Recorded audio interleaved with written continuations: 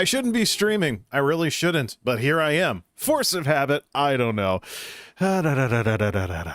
Well, it's technically Tuesday now, even though it's still my night shift Monday.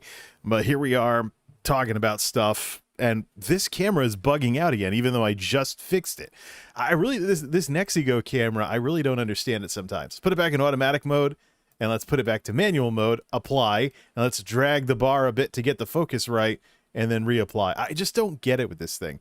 It's like you breathe wrong, and it defaults back to its overly spazzy autofocus that's constantly going in and out, in and out, in and out, in and out. No, whatever. What is up, everybody? This is Jay, aka MultimediaJay, and I shouldn't be streaming. No, seriously, I should be kicking back and relaxing, blasting the AC, dropping the temperature and humidity of this place. We're in the middle of a heat wave. I had a rotten night at work. I really shouldn't even be here. I shouldn't even be here. So let's just go to bed. Bye.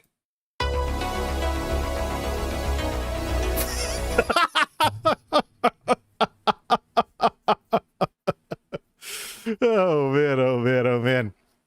At least I clicked the right thing when I was doing the joke, though. I could have done this by mistake. Or hey, maybe I bring back a Be Right Back screen or something. I don't know what song that is, but oh well. Middle of a heat wave. The facility I work in is not climate controlled, so it was hot, humid, and just a mess.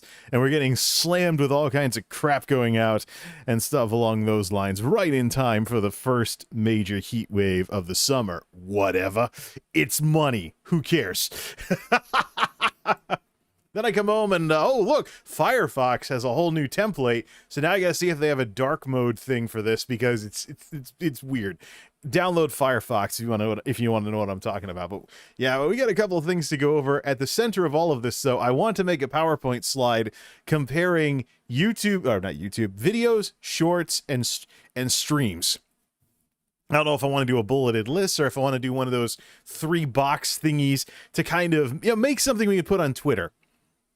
Because there's a lot of talk about YouTube, Twitch, and I'm sure that after yesterday when we were kind of like lampooning Twitch soundtrack, some folks would probably be like, oh, he's dunking on Twitch. He's dunking on Twitch. Well, number one, Twitch, the reason why I make fun of Twitch is because Twitch is dunkable. They do stupid stuff.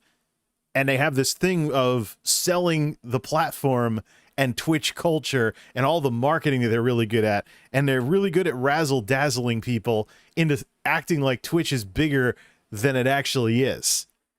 So I make fun of it because you can basically.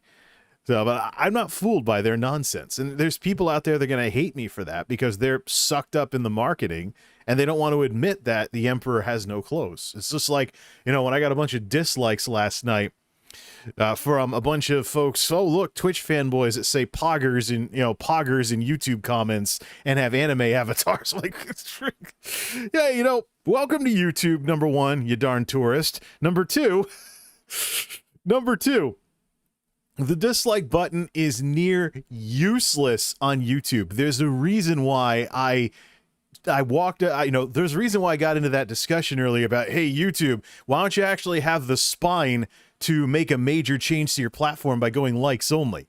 There's a very specific reason for that. The way things work with the algorithms nowadays is that if you don't like a YouTube channel, don't watch it. Literally, blow them off. That's how you damage their standing in the algorithm. Blow them off and convince others to do likewise.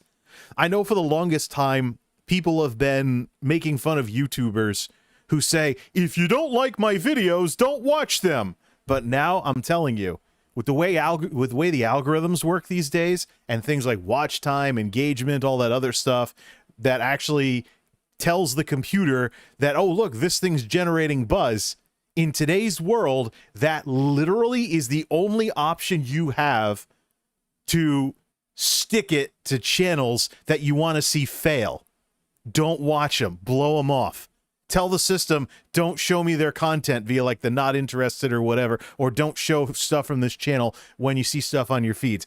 Totally blow them off, deny them watch time, deny them engagement, and deny them inspiration.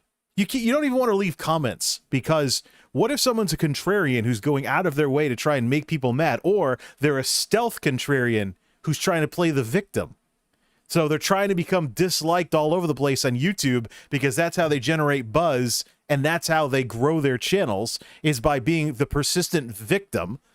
You know, I mean, there's people out there, they have this victim mentality wherever they go, at work, at school, at wherever. You don't seriously think that if there's people in this world who go around acting like, I'm a victim, boo-hoo-hoo, I'm a victim, everybody hates me, look, da-da-da-da-da. You don't really think that there's people in this world with that attitude everywhere they go who aren't taking that attitude onto the internet and onto YouTube? So no, if you don't like a channel, don't watch. Stop watching, go somewhere else. There's more than enough stuff on YouTube that will actually make you happy for you to waste any of your time on content you don't like. And the dislike button is a form of engagement. It's near useless nowadays, though. Because if you don't like someone's video or whatever, you hit dislike, you are admitting that you don't know how YouTube works nowadays, because the dislike system is actually a form of engagement. The best way to deal with stuff you don't like is to click away. Don't give them anything. Not even any inspiration. Don't say anything, just vanish. You know, and encourage others to do likewise if you want, but get off of their channel, their videos, their comment sections, because any interaction at all, it's the system's like, hey, it's generating buzz. And I can understand why YouTube has systems in place nowadays to have that sort of a setup where the dislike button actually helps the creators. Because what if somebody is a contrarian? What if somebody is a non-passive contrarian? Somebody who comes on here and they are literally a professional troll. They want to make incendiary videos, play the game with ad friendliness and crap like that, and they want to make people mad, just like that classic thing with talk radio hosts and stuff, where you got all these talk radio hosts out there who want to make you mad because that's what gets your attention and gets you to tune into the show, and then yell at the radio and maybe get called in and get stopped by the screener or get hung up on or something. But the bottom line is, that's how certain people out there get people to become part of their audience, by making them upset. So you figure some of these more, you know, Tabasco sauce personality type folks, these people, these hot sauce personalities or whatnot, you'd think that if these people come to YouTube, they're going to attract their usual audience on YouTube, and then they just have to try and follow policy. But in order for YouTube to be neutral, in order for YouTube to be more neutral and offer a more fair and balanced platform, they have to take into account that there's going to be people who are like anti-heroes of sorts coming onto YouTube and making channels and uploading videos and streaming and making YouTube shorts and the whole 9 yards. Speaking of which, is the term shorts in my description the reason why this stream got instantly demonetized during the opening song? Or is there something that's not advertiser friendly about Streambeat's synthwave? I don't know. YouTube can answer that question. I know how this goes anyways, because I've been paying attention to it. If the stream gets demonetized, number one, I still see ads when I check after the fact, even while it's supposedly demonetized. So the opt-in thing must be getting addressed, that thing that YouTube has been saying they would deal with for a long time. But at the same time, too, once the extended processing completes, everything turns green again, so I don't have to touch anything. Just leave it in the unlisted state and then turn it back on later. Simple enough, if I really care about that. I don't know if I really should. Plus, if you do an edit, like, for example, this screen here, recently updated to include a link to my TikTok, by the way, that screen actually is how I verify that the connection is live, so I don't do that classic streamer gaffe where I hit start stream and then start the stream, and then, oh, crap, it took like 15 seconds for everything to get going, and I cut off the beginning of the stream. Also, I don't want to sit there like, okay, we're live. I don't want to do that. So I have that little splash screen at the beginning, and then I just cut off. I just shave a second off of that if I ever want to see if I can get the the ad friendliness reevaluated. It's all part of the automated thing. Makes sense too, because if you edit a video on YouTube, the systems are it's perfectly fine for the system to think that you edited out something that might not be advertiser friendly and reevaluate the video. It's not a bad system, actually. It's just streaming monetization is so primitive compared to video monetization. So it's oh man, you want to talk about like back in the day, like 2017 or so, right after the adpocalypse, when you could breathe wrong and your video on YouTube would get demonetized. Like, back to those days, huh? I don't know. I hope the engineers keep at it with all the hard work they do. Hey, by the way, while talking about random stuff at the start of the stream. Long night, man, long night. So here's my Amazon Echo unplugged. So those of you folks, you may know that there's this new thing called Amazon Sidewalk, where it sounds like Amazon. You know how if you install a printer, sometimes it has some weird Wi-Fi network built in for like downloading drivers or something. Well, apparently there's this thing called Amazon Sidewalk, where Amazon's trying to make Echoes talk to each other through some kind of, decentralized network or whatever. And people are concerned about that because, privacy, bandwidth, all kinds of other stuff. It's the sort of thing where if you're in charge, if you're anywhere close to an IT person, or if you've ever been anywhere close to an IT person, the idea of random stuff doing things on your network that you don't approve of is something that bothers you. I mean, so there's this thing called Amazon Sidewalk, some kind of decentralized network where all of these Echo devices are going to talk to each other. There's a way to opt out, and I saw all the how-tos saying, click this and this and this in order to opt out and stuff like that. But here's the thing. I went and looked in the Alexa app. I'm going to say it wrong on purpose because I don't want to trigger people's speakers all around the world, including after the fact if they watch the stream replay. But I went and looked in the Alexa app, I should probably say. Wait a couple seconds.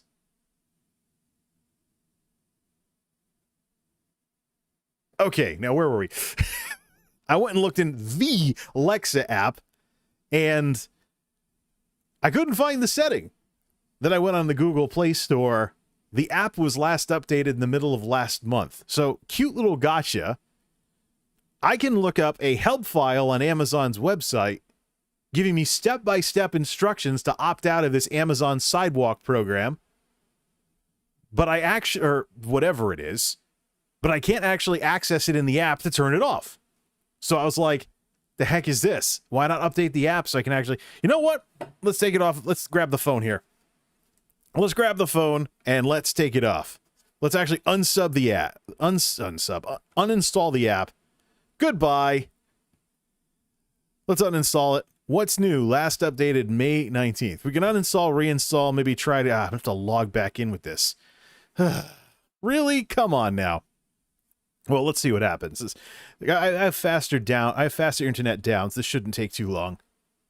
Oh, wait, it's over wireless, so it's throttled based on the wireless speed. So, yeah, that's what I ran into with this, is that I went to go opt out of the program for this, and I couldn't actually opt out because it wasn't actually in the program because the app's outdated. So I was like, you know what? Next best thing, pull the plug.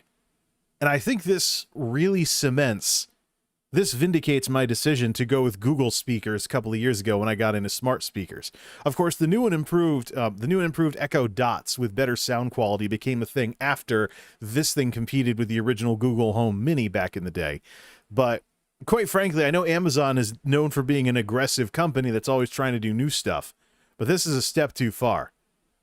You shouldn't have security people, IT people, and even the Attorney General of the state of Connecticut, so politicians and lawyers and stuff, you shouldn't have those people scrambling around, sending posts all over social media saying, opt out of this ASAP before your privacy is potentially put at risk. It should not be a thing. Oh, look, it's installed. So let's see. Let's get logged in here. Do I have to log it back in, or is the login data saved from before from the last time? Taking a long time to start up here. Anyways, just reinstall the app live on stream. Oh boy. Let's see if I can get in with the Google Smart Lock thing and not have to actually click. Oh wait, I had it. Come on, pop that menu open again. Da-da-da-da-da-da-da. Come on. Let's try clicking out of the box. Yep, take that one. Yep, let's fill that in and go. Am I going to have to do two-factor authentication? Yep. So we should be getting a text. Blah, blah, blah. There it is.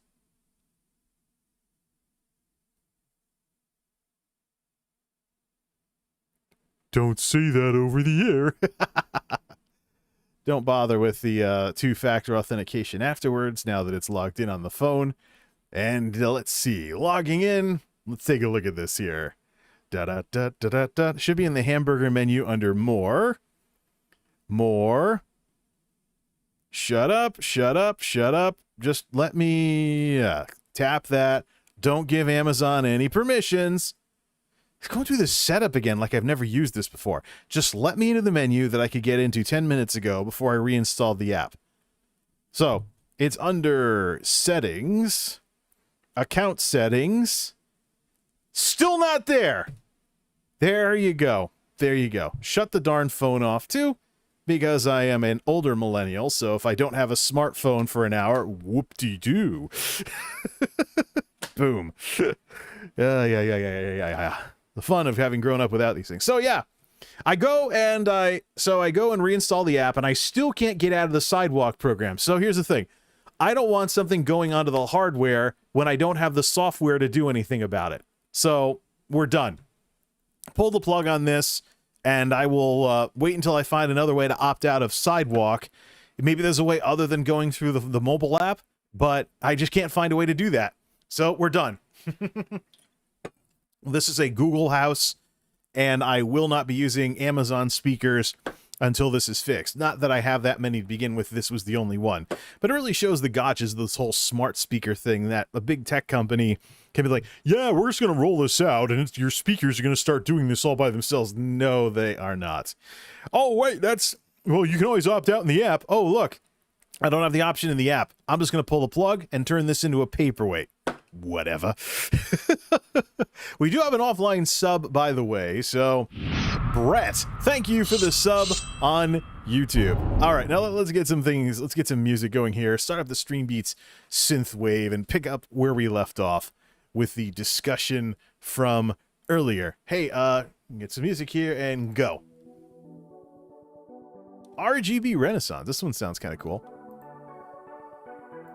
So, there's a couple of things that have been going on recently, and they're the reason why we have some scenes that are open. First, let's deal with the Twitch thing. We talked about Twitch soundtrack yesterday. Twitch soundtrack had that little hidden gotcha in the TOS that you need to use the special channel for sound that doesn't go to your VOD. Otherwise, you risk copyright issues because the copyright's still in play for after the fact. Or they're still in play and whatnot. So you're running the risk of a DMCA. There was a poker streamer who got DMCA'd using Twitch soundtrack music, probably because it was in VODs after the fact. Now, I talked yesterday about streaming in particular. There's a problem that I've noticed with all these people talking about the multimedia meta. And they're talking about streaming. They're talking about Twitch when they really should be talking about streaming, because the problems you will have with streaming are problems you will have on Twitch, on YouTube, on Facebook. It's something that's relative to streaming in general. And that's why you have to be, this is why we're here tonight. I want to actually make a PowerPoint slide to talk about the objective differences between videos, shorts, and streams, which I think is pretty important because, yeah, the streaming bubble's kind of bursting. We have and also the pandemic bubble's gonna burst with, if it isn't already, with everybody going back to work, doing all this other stuff, the lockdown's ending, people spending less time on the internet, watching videos and streams and things along those lines. So we got to see where everything's gonna land after the shakeout, as everything goes back to some semblance of normal as the vaccine continues to make the rounds, which is mostly a US thing at this point. The next big move we have to make in terms of sending this technology around the world is get the vaccine to more and more countries, get around more of the EU, get around more of, East Asia and other places like that.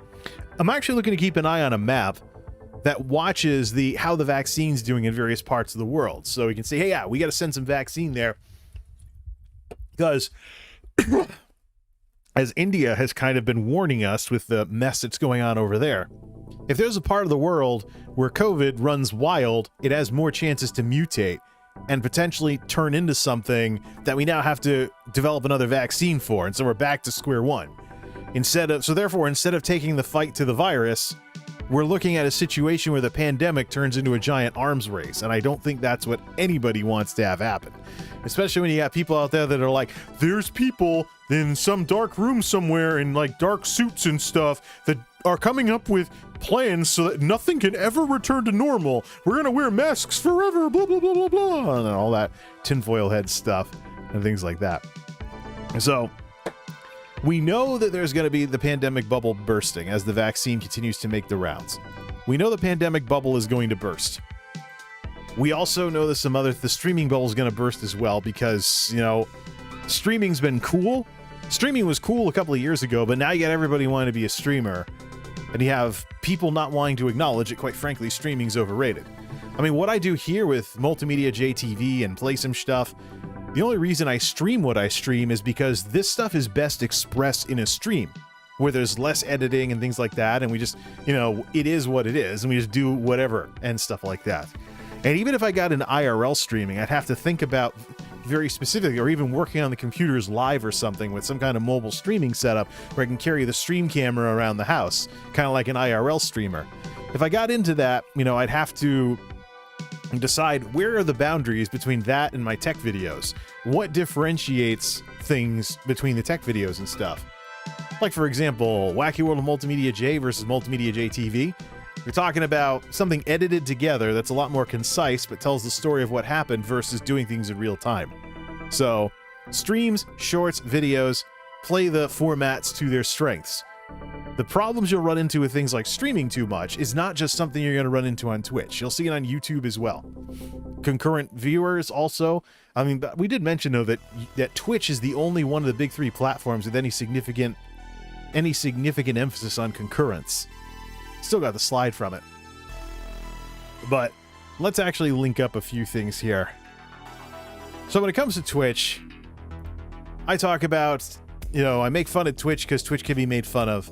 One of the big issues with Twitch is that they're very good at making themselves look bigger than they actually are. And so you run into a report like this.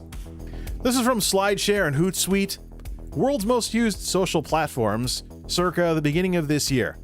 Here's the top social platforms in terms of active users from a huge report that I linked on Twitter a couple of weeks ago. Slide 93. So you have Facebook, YouTube, WhatsApp, Facebook Messenger. Now here's where it gets interesting. We got a pointer on this whole thing. So Facebook, obviously tons of stuff going on with Facebook. YouTube also. Facebook is more this is total social media use. So all the people updating things on Facebook, watching streamers, watching videos, poking around, reading posts and things like that, and all the integrations with Facebook. That's why Facebook is up here, is doing so well. Whereas YouTube is more focused on video and media specifically instead of all in one, everything's on here, things along those lines. It's interesting that Facebook Messenger, being a separate app, is split off from Facebook proper. So keep an eye on these numbers, though. You have Instagram, WeChat. Here's TikTok. QQ, Douyin, da-da-da. Stuff from overseas, Snapchat, Pinterest, Reddit's down here. You know what you don't see here? Twitch. What you don't see here is Twitch. You see Twitter, you see Quora, the old question and answer site, but you don't see Twitch. And here's where things get even more interesting. Douyin is actually the Chinese wing of TikTok. TikTok is basically the westernization, the Western product of what Douyin is over in China. So if we combine these together, we got up to around 1,200 or so. The only reason TikTok, technically, is not up here somewhere, closer to YouTube, is because you have China and everywhere else with these two business units of this company. So TikTok is only 600 something. This is in millions. TikTok is only 689 million active users as of the beginning of the year because they're splitting TikTok from Douyin. Blend them together, you're talking a service and a short videos platform thingy that plays ball with Facebook Messenger and Instagram. So I jinxed it earlier, and I just clicked the wrong thing. So you have that going on. That's what's interesting, because Streamlabs Stream Hatchet is Facebook, YouTube, and Twitch, how they compare it with streaming numbers. And the YouTube numbers might actually be limited to gaming streams or something with YouTube gaming. So you got to think about what's in the numbers when you look at the numbers that I throw around. But I'm very curious, I'm curious if there's something that does like YouTube, TikTok, and Twitch and compares the relative size of the platforms and the active users and things like that in more than just annual reports like that for, how everybody's using social media. Very, very interesting, because TikTok kind of slides under the radar. But you need only look at what YouTube is doing to see who caught their attention. I say some nice things about TikTok, and I actually added TikTok to the socials bar on the splash screen. I'll be adding it in the videos as well. Up to this point, I haven't really done much with TikTok. I've mostly been comparing it with YouTube Shorts. But I actually want to have a presence on TikTok, because there's some people that use TikTok a lot, maybe don't poke around on YouTube as much. So to have more crosstalk between the two is something that I'd like to see. There's also some things, TikTok has a music license of some sort, so I'm curious if I can make some silly meme video or something like that and send it around the TikTok algorithm. People like the tech clips that I bring over from the YouTube videos, but I'm also thinking of something that's a bit more TikTok specific. I don't want to look like a YouTuber who's wandering around in like tourist gear or something like that. Hey tourist, go to the gift shop and buy some overpriced souvenir. But TikTok, you look at YouTube and what they're emphasizing. There's a bit of talk about, YouTube should compete with Twitch. YouTube should chase after feature parity with Twitch. YouTube this, YouTube that. Yeah, but you don't see that. It's kind of ho-hum that YouTube chasing after Twitch is kind of a mellow thing with them. So, I mean, there's some ways in which YouTube would compete more with Twitch, like the applaud button, as well as YouTube has a feature that is supposed to be an answer to Twitch Prime. And people have been saying that there should be gifted memberships on YouTube as well to close the gap with Twitch in that area. But a lot of times these features are in beta for way too long. Or it just doesn't seem like YouTube's too enthusiastic about chasing after those features. Even Dr. Disrespect said something about YouTube streaming versus Twitch streaming. He wanted to have a meeting with Mr. Fwiz about all of that stuff. But then you look at the YouTube Shorts launch, all the gung-ho stuff about it, the stuff that keeps ending up in Creator Insider. You look at how YouTube is just really just rah, rah, rah, put on the pom-poms and be a cheerleader about about YouTube Shorts. And its actions speak louder than words. What are they chasing after? They're chasing after some answer to TikTok way more than some answer to Twitch. And so you have to ask yourself, why is that a thing? What else did I have linked up? Oh yeah, I suppose before we get into that discussion, let's talk about this Facebook thing. It's interesting, Twitch has decided to deprecate the ability to log into Twitch via Facebook, right around the time that Facebook is bragging about how they're not going to have a revenue split until 2022, from what I understand. Let me actually check my Twitter here and just double check all of this. Light mode. Yeah, light me up. So let me just head over some of these tweets for a while here. Zach Bussey was talking about this kind of stuff too. Get some of these. Oh no, we got the Excel open, so we'll take a look at that. So here's the thing. Facebook is waiving sub splits until 2023. Yeah, there we go. So yeah, there is a Mark Zuckerberg, who I think is currently banned from Twitter right now. Mark Zuckerberg over on Facebook had a post about. He had a post about something. No, Mark Zuckerberg was like, yeah, we want to support creators on Facebook. We want to be able to, pursue full-time income. We want to be able to do this. We want to be able to do that. Yeah. So no sub splits until 2023. I'm skeptical of that. Especially given where Facebook is in the quarterlies. Out of the three platforms, it is the smallest. And it's well on its way to becoming another mixer. If the audience ratio in particular continues to sink like it has been sinking the last few quarters, TikTok is basically going to be Twitch's little brother. They're going to have the same problem as Twitch and also Mixer. if you can get streamers to come over to your platform, you need to support them with an audience.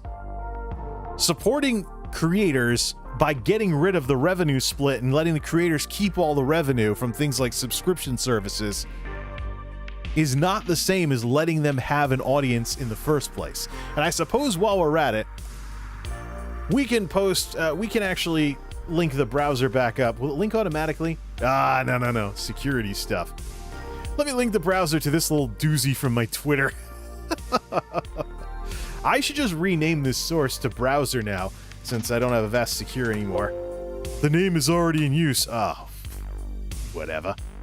Properties, link it up. Maybe I should just bring it back in. So here's what being a big streamer looks like on Facebook. Here's what being a big streamer looks like on Facebook. I snapped a picture of this earlier while I was poking around on Facebook, and let's get a pointer on here. So you have a Warzone stream. This is English, so Facebook is popular around the world in lots of different languages, but on the English side of things at least, here's a big streamer. This Stone Mountain guy playing Warzone, $8,000. Once you hit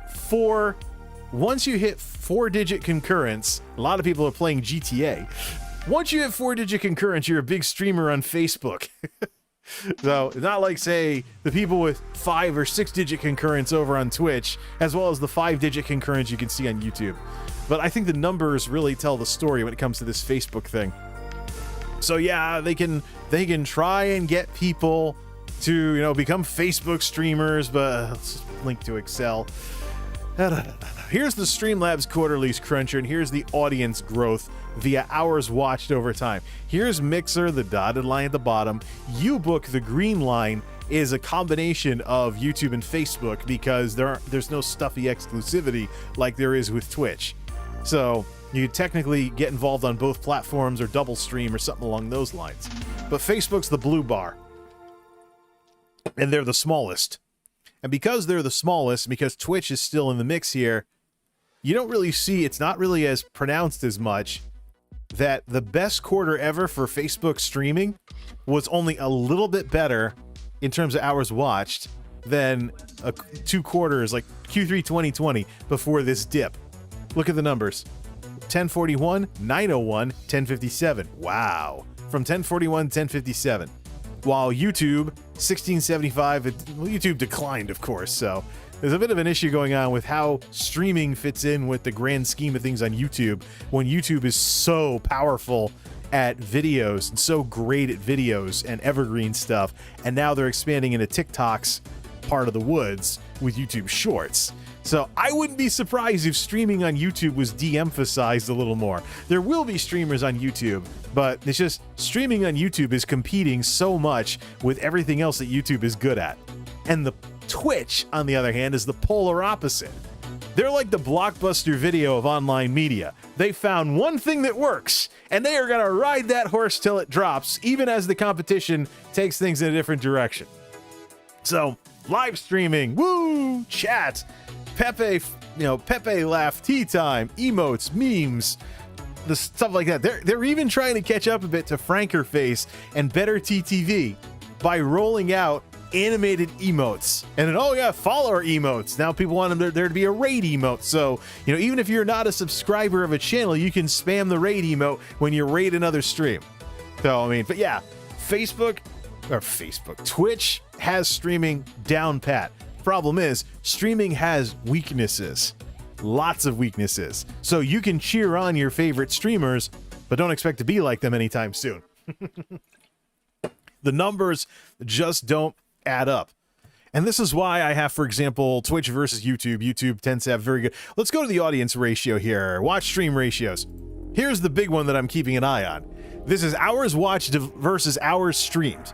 So for every hour streamed, what do we have for hours watched? So there was a bit of a dip on pretty much all the platforms except Twitch. What was Twitch?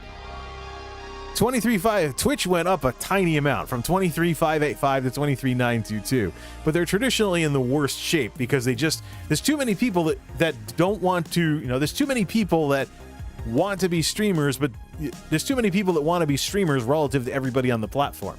So YouTube did well at the end of 2020, but things dipped in Q1 2021. We'll have to see how things improve as the year progresses. But this is the ratio here. So you figure, I mean, I had my best numbers towards the end of 2020 and things have dropped off on here as well. So in a sense, even my own concurrents on YouTube have matched this dip, because there's a situation where these platforms have to keep an eye on how many people are actually watching the people they attract to the platform. Let's go back to audience growth. So here's audience growth, here's creator base growth, which is hours streamed. You see, even Mixer can get, before it was discontinued, actually Mixer had a larger creator base than both of these platforms in the first half of 2020 in terms of hours streamed. You know, there's plenty of streaming going on, but who was watching? Yeah, because that's why I keep an eye on this. But you notice Twitch in particular, the strong brand that people associate with streaming so much, is just up, up, up and away. And that's why I have things like this. What exactly would Twitch need to do in order to match whatever YouTube is currently doing? Do I have one with Twitch versus Facebook? Not yet. I could probably add that in. But the thing with this whole Facebook no subsplit thing is that if you go back to size of the audience, which is fundamentally what you want to shoot for, you want people watching your platform. You don't want a situation where there's too many people broadcasting, not enough people watching. Because, I mean, that disheartens people all over the place when the numbers never move. My Mixer experience was like that last year. And the numbers reflect why it was that way. And don't forget, this green one it's not really a platform, it's an amalgamation of these two. But, so here's Facebook, the smallest of the three. And they kind of petered out. They kind of petered out in 2020. And I looked at the UI for Facebook. And the UI has changed. It used to be Facebook Gaming, FBGG, was going in a somewhat different direction than the gaming tab inside Facebook on web browsers. Might be different on mobile, I don't know. But now it's basically just a section on Facebook. The big issue I'm running into is it's doable. I can find stuff to watch. The UI is fine in a sense, but it's kind of, it's kind of thumbs sideways in terms of its design. I found that just simply trying to find out who the most popular streamers were on Facebook was taking way too many clicks. One of the classic problems with web design. If things are too complicated, people don't do that. It's one of the reasons why YouTube has algorithms in the first place, because one of the biggest things that YouTube wanted to avoid with all their automated systems was the problem that eventually popped up. Basically, internet was turning into cable TV again. If you ever knew a channel flipper, flip, flip, flip, flip. You have all these channels, but you're sitting there with your jaw half open, dozing off in your chair, trying to find something to watch on TV, and you just can't find anything to watch. Then you just doze off and drop the remote. So, oh man, slower nowadays with digital cable and some of the communication involved. But in the analog days, remember the 90s when it was like a split second of fuzz. Every time you change the channel, that's getting blocked, isn't it? Yeah, okay. Okay, I'm watching the levels here. The noise filter sometimes blocks out like wind noise, like like that. That's a great example of that. But so yeah, YouTube actually pursued the algorithm stuff that it's infamous for nowadays. So that way the system gives you something to watch that you're gonna like, hopefully, and you spend more time watching and less time trying to find something to watch. So then the system can recommend stuff. The problem I have with YouTube getting as algorithmic as it is that it really leaves people think that, oh, there's discoverability on YouTube if you line up with how the algorithm recommends your stuff to people. And if you can get the system to introduce you to people by making it fit a certain cookie cutter style or niche. I tell you, the age of the pastiche is alive and well on YouTube right now because of this. If you think about that thing, for example, in the Creator Insider videos, focus on your audience and the algorithm will follow. So in other words, try and get people to watch your videos and then the algorithm will recommend more of them. But you got to bridge that initial gap first. But here's something else with that. Another big thing I've heard in the Creator Insider videos is the algorithms find videos for viewers, not viewers for videos. So it leaves a very important question unanswered as to how you get recommended in the first place if you're not able to corner search results or something like that. Bottom line is, how can you be a YouTuber without playing the algorithm game? Because people who don't want to play the game want to just express themselves and find like-minded people who like what it is that they do, even if they do stuff that's niche and they end up with an audience that reflects that. But it's no fun to feel like some big computer eye in the sky is constantly standing between you and your ability to get any views. So, anyways, Facebook. It's interesting that Facebook has this no subsplit thing. Here's the problem, though.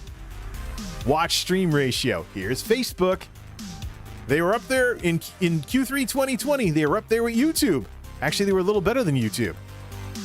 Facebook 136 versus YouTube's 134. So then they advertised all over the place, and this tanked. Why? More streamers, but not enough people in the audience in terms of hours watched in order to keep up with the growth. So they're heading towards Twitch territory, except audience growth much smaller in terms of hours watched. No. Wait a minute. Creator base. We're talking about what's available to watch. So hours streamed. Here's Twitch. Here's Facebook. Do I have my pointer? Yes, I do. Here's Twitch. Here's Facebook. So now here's the problem. You entice a lot of streamers to change platforms. Yeah, I'm not growing on Twitch. I'm going to Facebook. They don't even have a subsplit there, but Twitch's subsplit is 50-50. Oh my goodness. And actually, another part of the Mark Zuckerberg post is they talked about trying to do better than 70-30 whenever they did have a sub-split in there, which means that they're not going to chase after YouTube as much as they're going to chase after Patreon, and I think OnlyFans might be lower as well. There was a sub-split comparison chart. Patreon, I don't know how they make any money, but you know, Patreon actually isn't probably the best in the industry. Well, they have to, I think, otherwise there's really no point in funding stuff that way. At least in terms of online media, with all the systems that are involved, that are included in the platforms these days that you can make use of. But yeah, our stream, blah blah blah. Watch stream. What am I saying that for? Watch stream ratios crash going into Q4 of 2020. So 54 last go round, still better than Twitch. But here's the thing. What do you think enticing a lot of streamers to change platforms without bringing over an audience that will watch these streamers without joining them? What do you think that's going to do? The same thing that happened with Mixer. Look, they were able to get streamers. They signed Ninja. They signed Shroud. Blah blah blah. They had all these monopoly. You know, they have these exclusivity deals that they signed. Landed in the news. People were like, look, Mixer's gonna shine. Where was the audience? Crash. 2, 3, 5, 8, 10. Best quarter was first quarter of 2019. 8, 2, 2, 2, 2 something. 4 quarters in a row until the platform shut down. So no. If you bring over streamers, you want there to be an audience for them. Otherwise, they get to watch their stream go nowhere on a platform that is this size instead of this size in terms of what's available to watch. 264.9 versus 19.5. A tenth the size, roughly. More so, less than that, actually. There you go. So, yeah, okay. No sub-split. Yeah, attract over a bunch of creators. Who's going to watch them? That's the question. I jinxed that so badly. I was like, at least I didn't click the opener screen. Now I've clicked it like a couple of times trying to just change scenes. I don't know. Maybe I should go to bed. It's been a long night and stuff like that. We haven't even got to talk about the whole PowerPoint thing and things along those lines. So let's pick a PowerPoint template and let's talk about this here. So what is all of this meandering and blah, blah, blah, blah, blah, blah, blah, blah, blah. What has this been barreling towards? Aside from my stream got demonetized 5 seconds after I started. Have we had a bunch of people dislike yet? Okay, not like last night. Probably because I'm not taking a leak on a sacred cow or something like. Don't dunk on Twitch so much. Well, Twitch shouldn't be so dunkable. Be more competitive, Twitch. Stop being the blockbuster video of online media where you're like, we got one thing that works. We're gonna ride the horse till it drops. Even as competitors do something different. YouTube actually, with the about face with TikTok and shorts and stuff like that, YouTube did the right thing. Probably because they recognized that kind of disruption because they did that to TV when they first started. Short videos filmed with easy to access equipment, limited in length. Just not as heavily limited as TikTok is. YouTube should be very familiar with this. All right, well, let's just grab something from my little MultimediaJay folder here. Let's do open, browse, go to the data drive. Assorted PowerPoints, MultimediaJay. Let's pick a template. I think I want to do a purple, red, blue template. And we'll just commandeer Facebook or Facebook's color for like TikTok and stuff like that. Because TikTok's what? It's like green. TikTok's colors are what? Kind of an off green or something? I don't want it to look like Trover or anything. All right. Videos versus streams versus shorts. I want to actually make some bulleted lists and stuff and things like that. So let's see here. PowerPoint. Let's begin, shall we? All right. So the landscape when it comes to online media these days, he's fun. What's our almost an hour into the stream, and only now am I getting to what exactly I was. The weaknesses of streaming. It's kind of more of a hangout radio show type thing or something like that. Not necessarily as to the point as videos. Save that. We got to put that in the slide. Blah, blah, blah, blah, blah. Okay, I'm still got some numbers going out here. Did you have some sugar tonight or something? Gatorade, if that counts. When you've been running around a building in the middle of a heat wave that doesn't have any air conditioning, and you start feeling a little woozy from not drinking enough, even if you have cold ones at the ready, which at the 9 to 5 for me is ice water, so even colder than what I stream with. Speaking of which. Oh yeah. Hits the spot even with no ice. By the way, the reason I don't put ice in these things is so I don't annoy the heck out of you folks with ice hitting the side of this thing. I tried that once, and I hated watching the stream afterwards. Like, don't ever do that again. It'll annoy the heck out of people. You know, give the audience a show, darn it. Okay. Videos versus streams. No, let's make it more like a book title. The Online Media Showdown. Format showdown. We want to cater to the AV geek thing here. Showdown of 2021. Oh man, oh man, oh man. All right. So for purple, obviously this is Twitch. Streams. Do that. And then for red, in this corner, videos. And then we'll kind of take over this blue thing that's normally used for Facebook. Talk about shorts this way. Isn't that TikTok? One of TikTok's colors. Look, TikTok logo. So it's green, red, black, and white. So yeah, don't want to be team red because the pink looks too much like YouTube. The pink stuff looks too much like YouTube. The green looks too much like Trovo. So, okay, we'll just use blue for shorts, which corresponds with TikTok. So, center, click. Is this going to be another one of those dumb streams where he pokes around in PowerPoint for an hour? I've already done something else for an hour, so I'm making up for lost time. We go to size 24 on these and format paint that over. As long as it doesn't turn change the color of the shape. All right. So let's do videos. Since those came first and whatnot. Well, actually, no, let's put videos in the middle. Put videos in the center of it all. All right. All right, so let's do some bullet points here for these things. And we can get back to size 16. We can get back to left aligning as well. So, okay, so for video videos, we're talking about probably mostly medium length. There can be short videos. There can be mostly medium length for those. Then we do this here. Streams will obviously be longer length. Use the format painter to format paint over this without, whoops.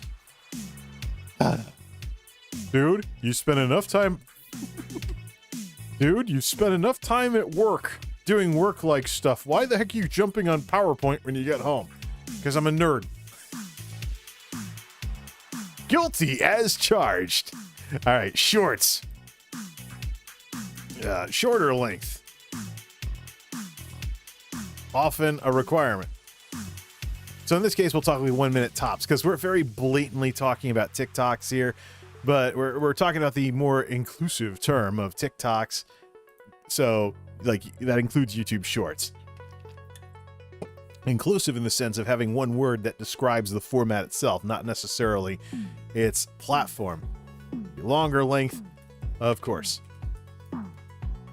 So the strengths here, mostly medium length. You're talking about something that's longer than one of these YouTube Shorts and streams. So I think one of the things we should probably put in here in terms of bullet points for these three formats, one of the reasons why I think TikTok, there we go, a bullet point.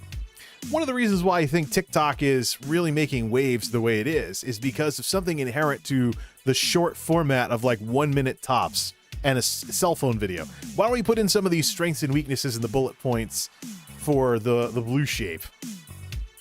The blue shape, woo! So, why is PowerPoint complaining? Does it want me to put a hyphen in there?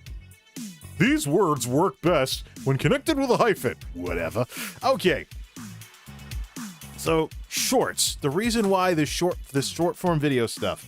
Two reasons I can think of off the top of my head. First, see, the 1 minute tops nature of it means most lightning. No. Best for meeting new people. So you think like, let's look again, like we often do on this show, at an offline equivalent of this kind of stuff. Why the capitalization? If you ever want to, if you don't want to be single and you want to date, go on some dates and stuff like that, speed dating, meet a bunch of new people, get some phone numbers, decide who you want to go out with out of the bunch that said hello to you. That's kind of, in a less romantic sense, what's going on with this obsession with short videos right now, is because out of all three of these formats, the short form stuff, why don't we, streams, videos, why don't we just do short form so it doesn't sound like, there we go. The short form stuff is the greatest, there we go.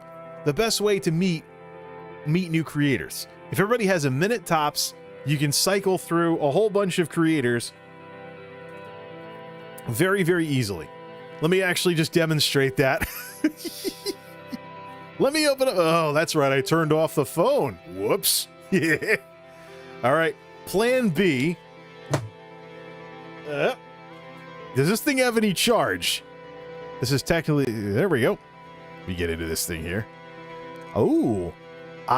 Nice to see that I'm getting notifications with the setup that I have for the YouTube app on here, but I'm actually going to switch over to MultimediaJay, and let's go find some, I'm getting some recommendations too for computer stuff. Nice. So I'm signed, for those of you who don't know about the experiment, I'm signed in on, there's the Amber Alert from a day or two ago. Can I just use my darn phone? Hello, Android, wake up, you piece of junk. This phone's from 2017. You know what? Get the slide off the screen. There we go. Or you know what? Put the slide back on the screen. Why should my ugly mug take up that much of the screen?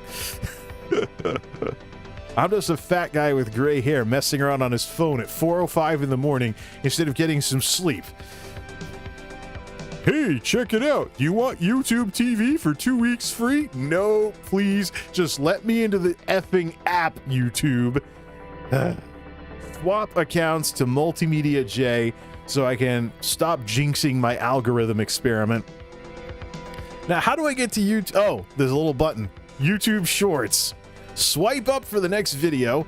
Let's turn this down all the way. Let's make sure this is turned down all the way so I don't get a ton of noise out of the crappy little speaker. Okay. All right, ready? So lightning round. Javi Luna, YouTube Shorts. Swipe up. U.S. Army soldier. Da-da-da-da-da. Some romantic video to his wife. Blah, blah, blah. Next up, climbing the tallest building in the world. Swipe. Day 50 of feeding my pet. Feeding a pet seagull. Okay, I was going to say. Yeah.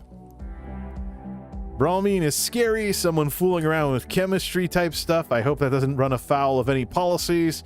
Blah, blah, blah. It has likes, dislikes, comments. I can share it and I can sub to this channel. Swipe. Doctor reacts to a huge foot callus. Ew. Next. Get a job, guys. Some practical jokes. Swipe. This person really loves his Jeep. Swipe. Some awkward joke about buying condoms in a drugstore. Swipe. The internet, blah, blah, blah. Testing internet stuff to see if it works. Swipe. My iPhone broke. Swipe. Hey, look, yet another life hack. Swipe. Diet Coke and Mentos, the hot tub streamer edition. I'm actually going to like this video and subscribe to that channel just by tapping the screen. Yo, there we go. Subscribed. And I'm actually going to, can I share that to Twitter from here, or am I not signed into Twitter on here?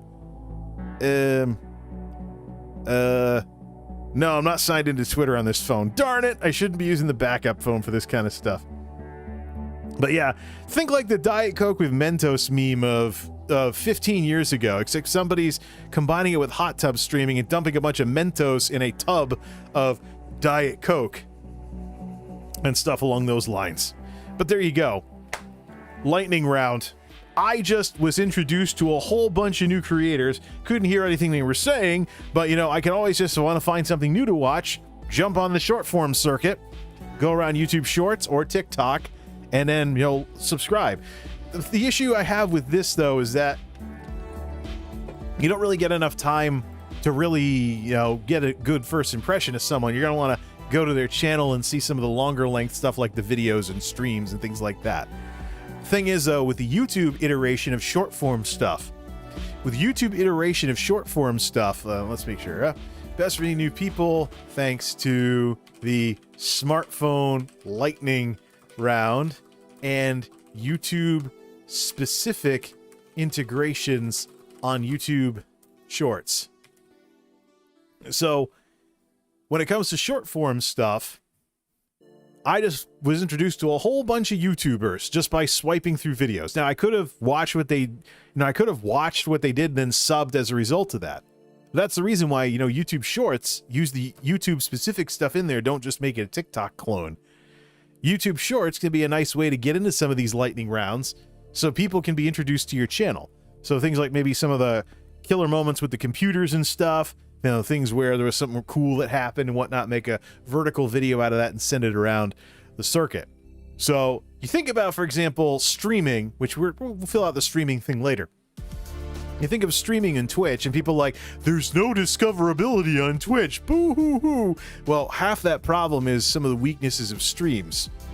If you want to watch a lot of streamers, you don't need very many to eat up hours and hours and hours of your day and be able to have something to watch for pretty much most of the day.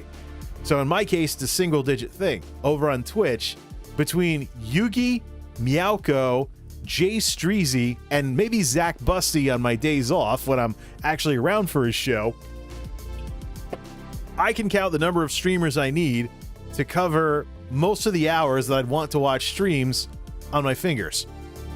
Because if you got people streaming for hours on end, and maybe you have IRL streamers where this person's at the beach, that person's chilling in a hot tub, that person's going out to a restaurant, blah, blah, blah, it doesn't take much for people to essentially not have time to watch everybody they want to watch.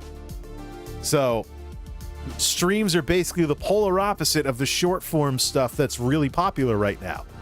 You can get a lightning round and be introduced to 20 new creators. I guess the thing we got to think about is moving beyond the TikTok mentality that short form is always in a closed ecosystem like TikTok. Whereas on YouTube, the YouTube Shorts answer to it has ways where you're introduced to a creator in a lightning round on the short form side of things, then they come back and watch your videos and streams because you looked interesting enough for them to sub straight from YouTube Shorts. So that's for meeting new people thanks to the smartphone lightning round and YouTube specific integrations on YouTube Shorts. Also, however, it presents a challenge if YouTube Shorts is viewed too much like a TikTok clone. All right, another thing too is short form content. Lowest barriers to entry lowest barriers to entry on the hardware side. So lowest hardware barriers to entry. TikTok is a mobile app. TikTok is a mobile app. Smartphone time. So, I mean, I joke about, for example, how in order to make decent videos nowadays, you need really good cameras. The running joke I have nowadays is that you need a $700 DSLR. One of these nights, I'd like to actually do a react segment to Nick Nimmin's video about what he uses to make his videos and look up the street prices of all the gear that he says, yeah, get this, it's good gear to start with, except he easily clears the $1,000 mark. When YouTube first started, the technology was so new that it was very, very limited technologically. You were using digital cameras, 100 megabyte upload limit. That is small. That is small in today's world. But that's all you could see. Yeah, like 240p, couldn't even get stereo sound. So if you had really awesome equipment, it didn't really matter as much because you'd constantly be getting throttled down to whatever YouTube could support. How much am I working myself up with all this chit chat?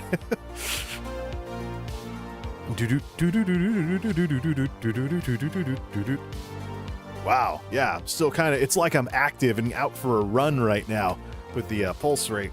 Now I'm kind of worked up, so relax, see how much that drops. Whatever. All right. So yeah, in today's world where you have HD, YouTube even allows for 4K stuff nowadays. You've got the running joke I have is you need a $700 DSLR to be a YouTuber. Because you look at all these YouTubers that are getting views on their videos, they all have very similar setups where they have some kind of a bar of video quality, so to speak.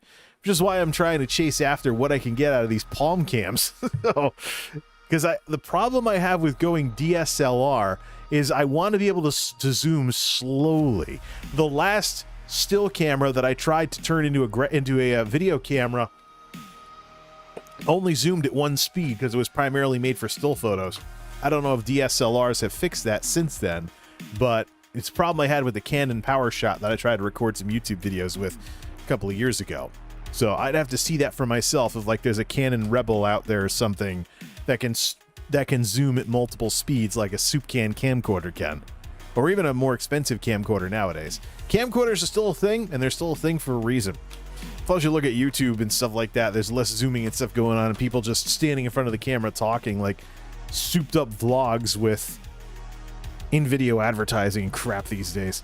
So, lowest hardware barriers to entry. That is where short form really shines, because you're talking a mobile app, grab your smartphone, make a video.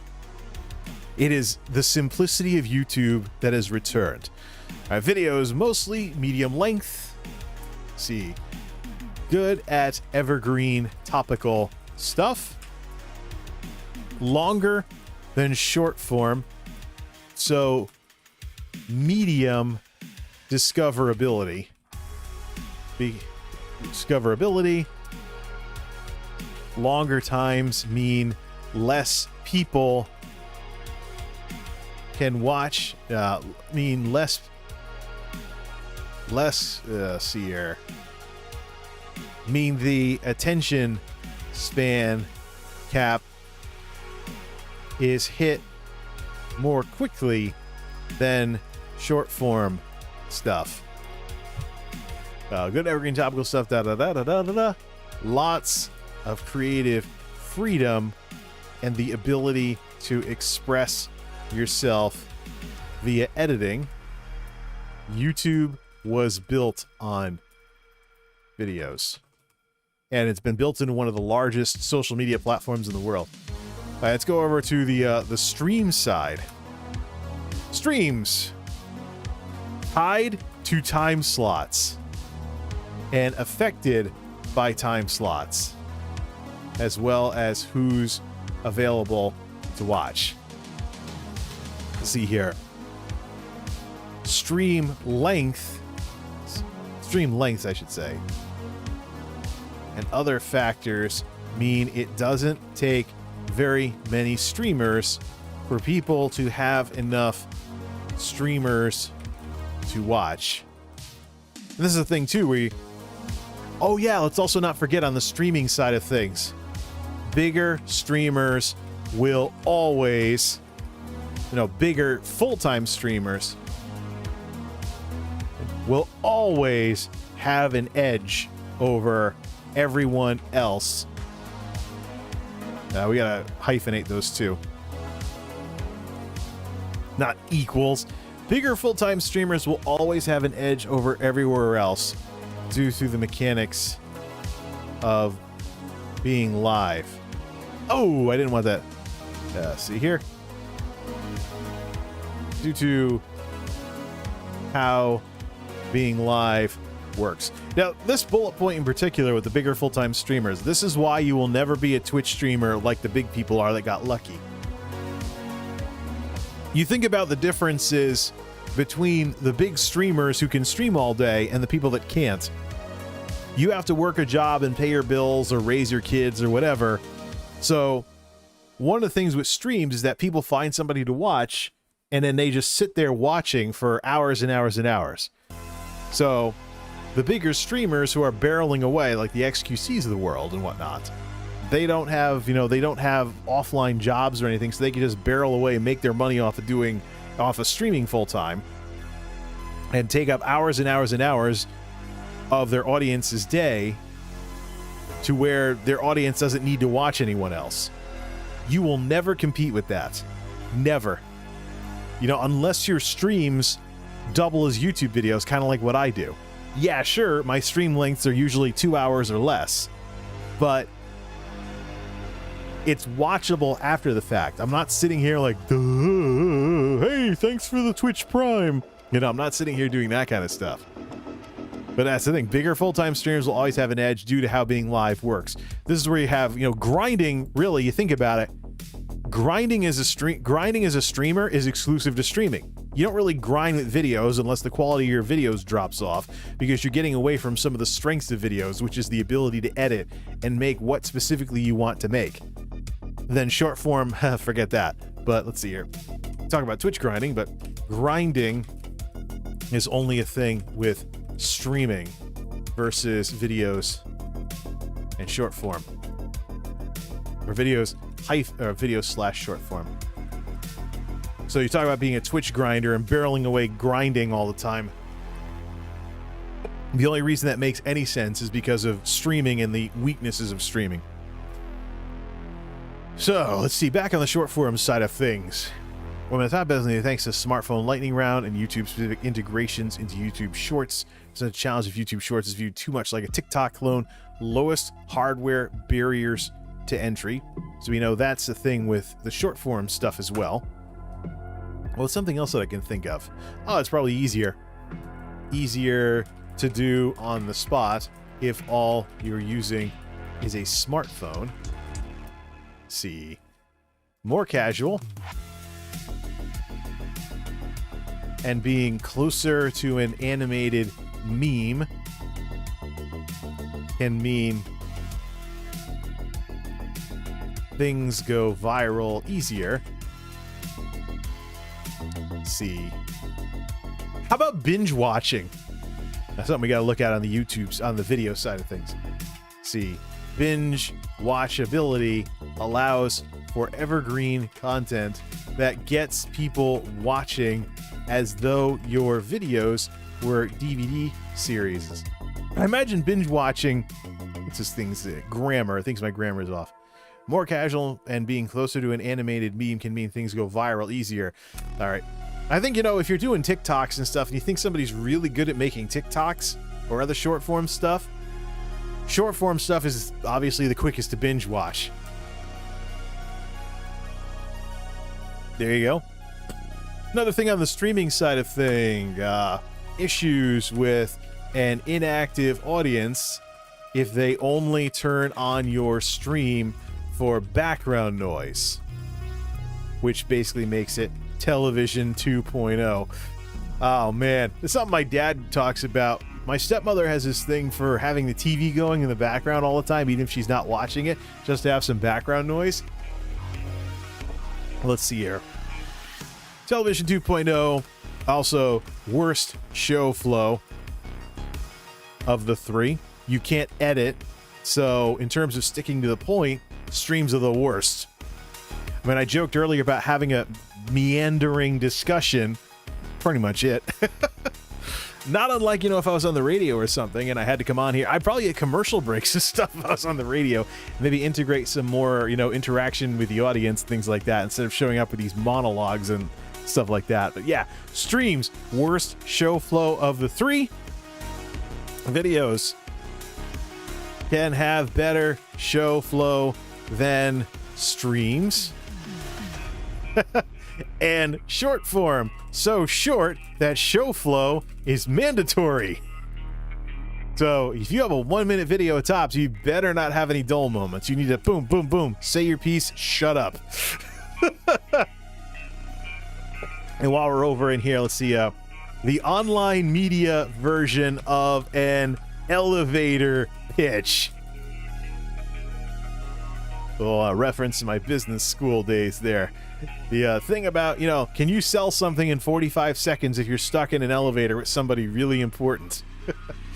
My alma mater used to have an annual contest for who could do the best elevator pitch. I was never involved in that stuff because I was a computer guy, so I was more interested in the technology side of business, but among, say, the marketers? Oh, man. That was something they really, really got into. So, worst show flow out of 3. Hey, let's also check. Let's go check out the list on the YouTube Studio real quick. Oh, we haven't had a dislike squad like we did last night. Well, you know, I'm not dunking on Twitch for half the night and then, you know, kind of just trying to barrel along when I've run out of stuff to talk about. Yeah. So, can you have better show flow than streams? Worst show flow of the 3. Worst show flow of the 3 because there's no editing until after the fact. And here's the issue too. If you download a stream and you edit it for better show flow and then re-upload it or use a cloud editor, you're basically turning a stream into a video. So maybe we should let's see.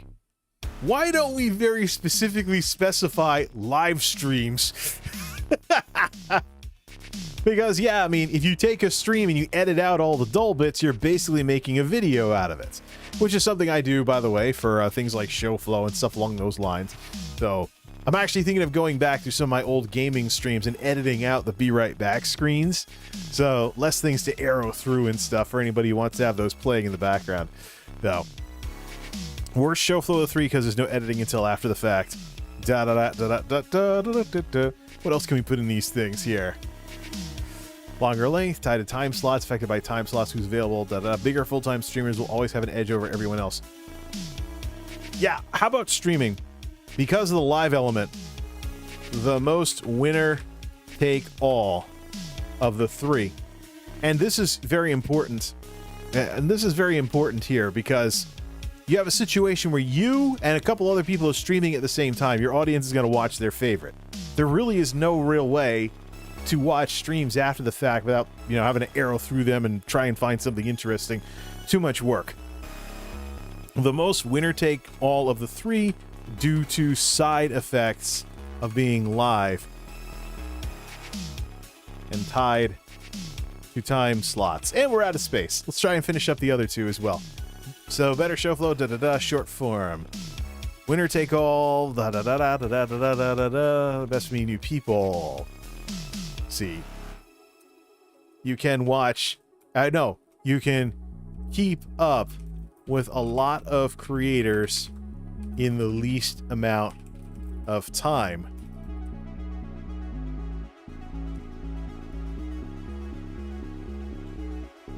See here.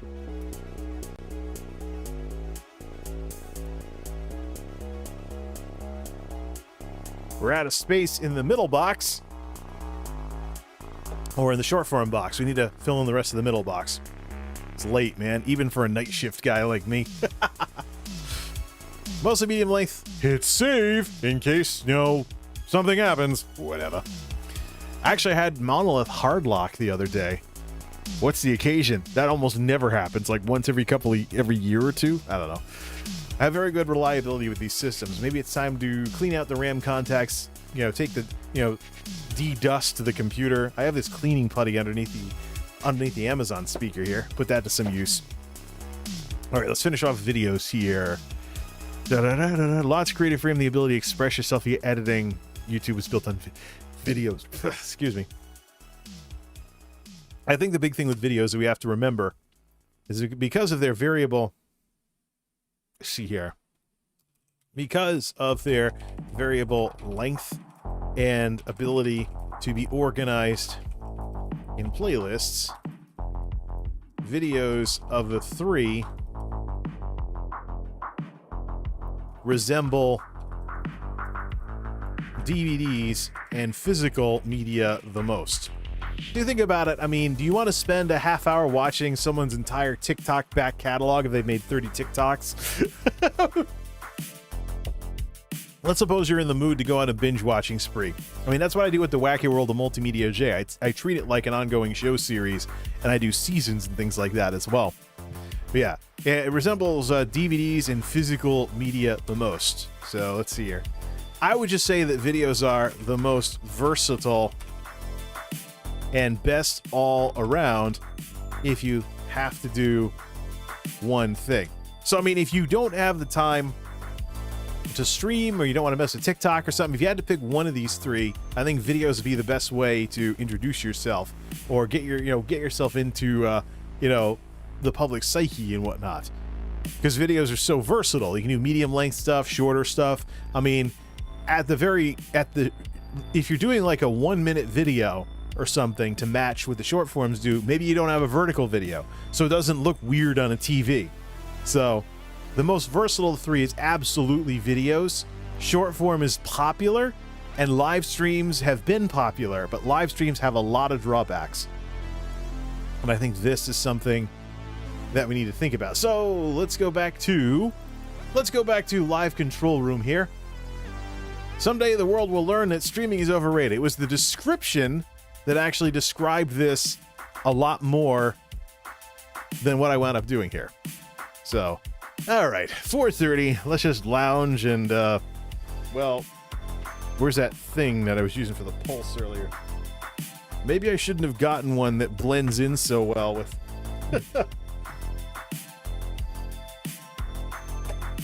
There it is. I'm guessing I haven't relaxed. Because I need to lean back in the chair and stuff like that. 88 beats a minute. Woohoo! I'm starting to relax a little. Oh, watch out before the lanyard becomes a key puller of sorts.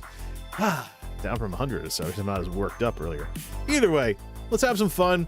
Crank the fans back on. Let the AC do its thing a little longer. What are we down to? It was 80 in here and very humid. 45, 75. Nice. So, see if we can drop the temperature a few more degrees, get down to around 70, and then call it a morning. But yeah, streaming is a bit overrated, and the reason being is because of the stuff that we just did in PowerPoint. There are a lot of drawbacks to live streams that videos and short form stuff don't have parallels to. So we'll make a Twitter post out of this and kind of get this floating around, things along those lines. But I guess the big thing here is you're limiting yourself if you want to call yourself a streamer. Yeah, streaming's been popular over the last couple of years, but think about it. Why has Twitch become so popular that people view it as an alternative to YouTube and stuff like that? Because of problems with YouTube. I mean, there were creators who changed platforms and went from YouTube to Twitch as Twitch grew into what it is today, expanded out into the expansion categories away from being gaming all the time. But Twitch is still the size that it is. So in a sense, you could say that a lot of people's views on live streams versus videos and short form stuff is very skewed by what's been going on in the last couple of years. At least if you're in certain circles. But if you're watching short videos on a smartphone, TikTok is absolutely the disruptor. If they could get YouTube's attention on this, they should be able to get anybody's attention. So we'll send that up to Twitter, and we will call it a morning before all the day shift people get up and start making noise again. Not that I'll hear them over the fan from the air conditioner in there and whatnot, but I don't know. There's some bozo with a system that goes down to 28 hertz and rattles the neighborhood. Similar to my speaker, except you actually hear it through walls. So my speakers, they actually hear it through walls. So long, hard night. Time to get some sleep. And then for streaming, I don't know. I did that thing on Twitch the other night. So I think this is better than what we talked about last night anyways. But I don't want streaming to be the main thing about this channel. I've got tech videos to make and stories to tell and gear to experiment with. You notice I had that thing with the ring lights earlier, and I'm still using my TV as my primary light. I gotta do something about that. Well, let's shut up and do some stuff. See what we can do, folks, to relax and stuff as the heat wave continues. And as a lot of people have told me over the years, usually as a joke, but maybe I should take it a bit more seriously. Hey man, don't work too hard. Till next time, this is MultimediaJay signing off. Thanks for stopping by.